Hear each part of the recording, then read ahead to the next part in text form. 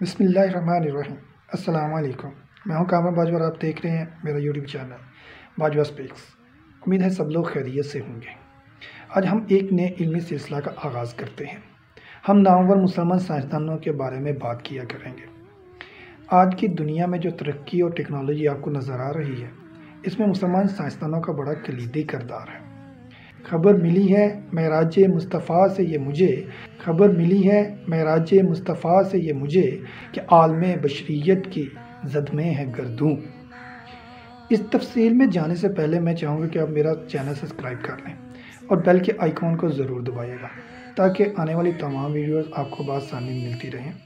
दुनिया भर की तारीख इस चीज़ की गवाह है कि दुनिया साइंस में जो कारहाय नुमायाँ मुसलमान साइंसदानों ने सर अंजाम दिए हैं, वो मुसलमानों के लिए बायस इफ्तिखार तो हैं ही, लेकिन ये हमारे हवाले की एक मिसाल भी है।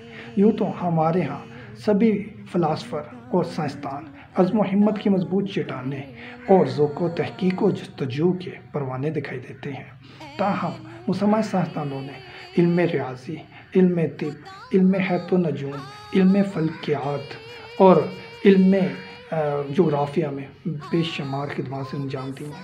और आज की जो मौजूदा साइंस है, इसकी बुनियाद उन तहकीकात पर है जो मुसलमान साइंसदानों ने की थी। 7वीं सदी ईस्वी से लेकर 13वीं सदी ईस्वी तक मुसलमानों का अरूज रहा है। जैसे आजकल आपको यूरोप में साइंसदान और टेक्नोलॉजी के बादशाह नज़र आते हैं, इसी तरह मुसलमानों का भी अरूज था और ये कम अज़ कम 13वीं सदी तक तो चला है। उसके बाद भी ज़वाल आते आते आता है।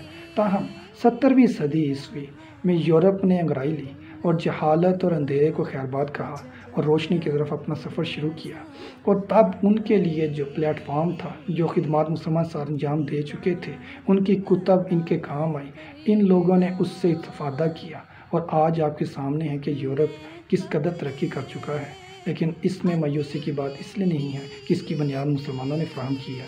हमें चाहिए कि हम मज़ीद भी आगे टेक्नोलॉजी में और इल्म में अपना हिस्सा डालें ताकि हम भी दुनिया की तरक्की में पेश हों और अपने लिए भी इज़्ज़त का मुकाम हासिल कर सकें। वैसे तो मुसलमान साइंसदानों की बहुत बड़ी तादाद है जिन्होंने दुनिया की तरक्की में हिस्सा लिया है। ताहम जो मशहूर शख्सियात हैं, इनमें जाबर बिन हयान, जिसको मौजूदा केमिस्ट्री का बाप भी कहा जाता है, अबुल बकर अर राज़ी हैं और हकीम बू अली सीना के नाम से कौन वाकिफ़ नहीं है। इब्नुल हैसम को दुनिया जानती है। फ़िज़िक्स और रोशनी पर जो उनका काम है वो आज भी एक मिसाल है।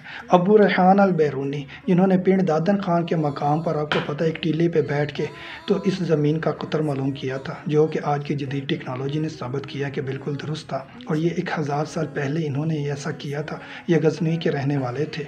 और उसके बाद अली इब्न सीना के, अली बिन सहल की बात कर लें आप, अबुल वफ़ा बुज़दानी की बात कर लें, अरब में जितने भी और मुज़ीम साइंसदान हुए हैं, इनमें इब्न मस्कविया भी हैं, अली इब्न ईसा भी हैं। इसके अलावा भी बेशतर नाम हैं जिनका सबका ज़िक्र करना यहाँ पे मुश्किल है।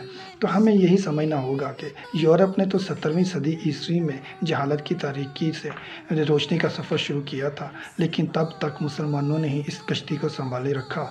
और हम अपने सिलसिला में रोज़ किसी न किसी एक साइंसदान के बारे में बात किया करेंगे ताकि हम इनकी खिदमात और जो इनकी इल्मी तसनीफ़ हैं वो जान सकें, इनके अहवाल जान सकें और उससे इस्तिफ़ादा करें ताकि हमें भी ज़ौक़ जुनून पैदा हो और हम भी इल्म और इस्लाम की तरक्की में और दुनिया की तरक्की में हिस्सा डाल सकें।